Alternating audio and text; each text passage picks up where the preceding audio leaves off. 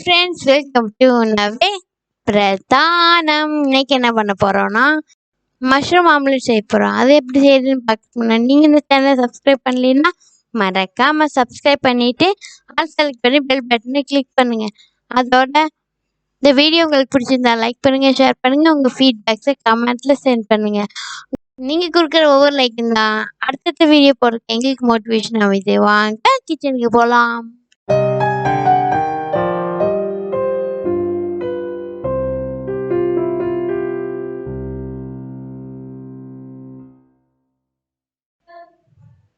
ஒரு பவுல் எடுத்து வச்சுக்கோங்க. அதில் ரெண்டு முட்டையை உடச்சி நம்ம ஊற்றிக்கிற பவுலில்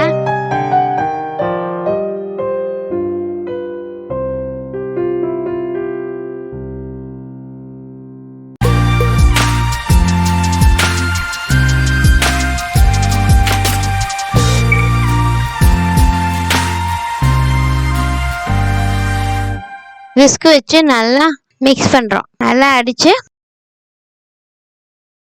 முட்டை நல்லா மிக்ஸ் ஆன வரைக்கும் சால்ட் போட்டு நல்லா மிக்ஸ் பண்ணிக்கோங்க. மிக்ஸ் பண்ணி எடுத்து வச்சுக்கோங்க.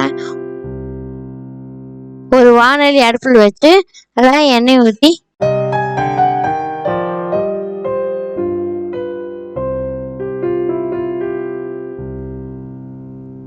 எண்ணெய் காஞ்சதும் கடுகு போடுங்க. கடுகு வெடித்ததும் கருவேப்பிலை சேர்த்துக்கிறோம். கருவேப்பிலை அதுக்கப்புறம் வெங்காயத்தை சேர்த்துக்கிறோம். பொடியை கட் பண்ணால் வெங்காயத்தை சேர்த்து நல்லா வதக்கிங்க. அது கூட தேவையான ஒரு ஸ்பூன் சால்ட் சேர்த்துக்கிறோம். அதுக்கப்புறம் ஒரு தக்காளியை பொடியை கட் பண்ணி அது கூட சேர்த்துக்கிறோம்.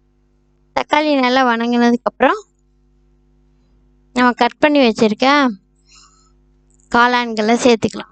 சேர்த்து நல்லா வதக்கணும்.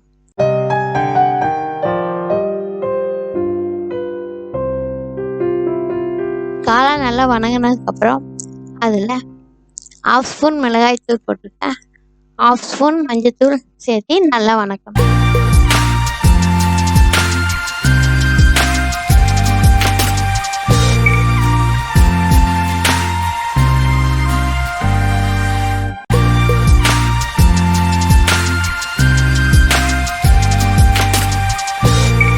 இதெல்லாம் சேர்த்து நல்லா வதங்கின பிறகு 1/2 ஸ்பூன் கரம் மசாலா தூள் சேர்த்துக்கிறேன்.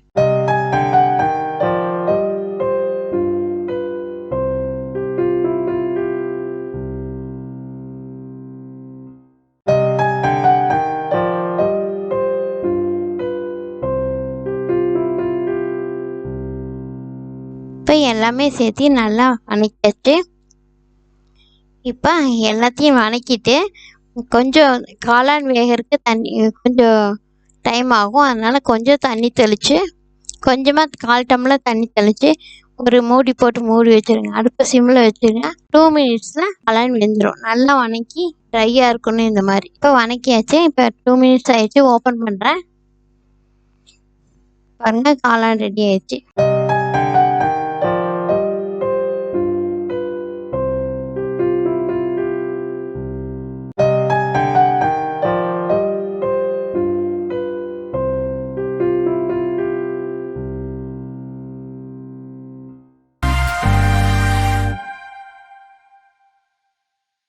அலங்கரிக்கிறதுக்காக கொத்தமல்லி தலையை சேர்த்துக்கிறேன்.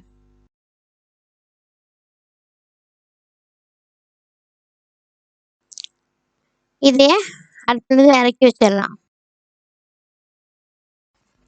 இப்போ தோசைக்கல்லாம் அடுப்பில் வச்சுட்டு எண்ணெய் தேய்க்கிறேன். தோசைக்கல் காஞ்சதும் நம்ம மிக்ஸ் பண்ணி வச்ச முட்டை கலவையை நல்லா ரவுண்டாக ஊற்றிக்கிறோம்.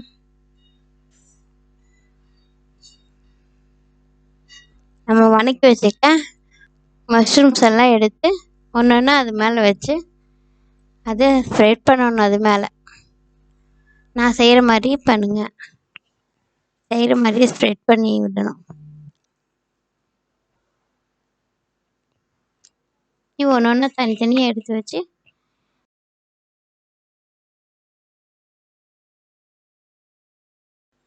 ஸ்ப்ரெட் பண்ணி எடுத்துட்டு அடுப்பை மூடி வச்சு அடுப்பை சிம்லேயே வச்சுருங்க. முதல்ல அடுப்பை மூடி வச்சு 1 நிமிஷம் கழித்து எடுத்துட்டா தயாராகிடும்.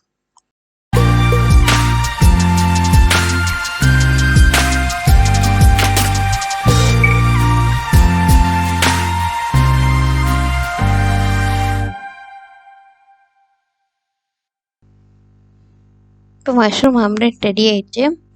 இப்போ நம்ம பீட்சா மாதிரி கட் பண்ணி குழந்தைகளுக்கு பீட்சா மாதிரி கொடுக்கலாம். அந்த லாக்டவுன் பீரியடில் நீங்கள் வீட்டில் இருக்கிற பொருட்களை வச்சு வீட்லேயே செஞ்சு கொடுங்க. கடையில் வாங்கி கொடுக்கறத விட இது ரொம்ப சேஃபாக இருக்கும். குழந்தைகளும் விருப்பமாக சாப்பிடுவாங்க. சுவையான மஷ்ரூம் ஆம்லெட் தயார். நீங்களும் செஞ்சு பார்த்து ஃபீட்பேக்ஸை கமெண்ட்டில் சென்ட் பண்ணுங்கள். இப்போ நம்ம கமெண்ட் செக்ஷனை படிக்கலாம். இப்போ நம்ம கார்ன் சூப் செஞ்சதுக்கு நிறைய பேர் கமெண்ட் சென்ட் பண்ணியிருக்காங்க.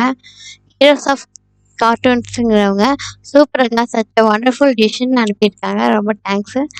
அடுத்தது கிங்ஸ் ஆஃப் கார்ட்டூன்ங்கிறவங்க சூப்பர் மோகன் அனுப்பியிருக்காங்க. மோகன், தேங்க்யூ மோகன், கீப் வாட்சிங்.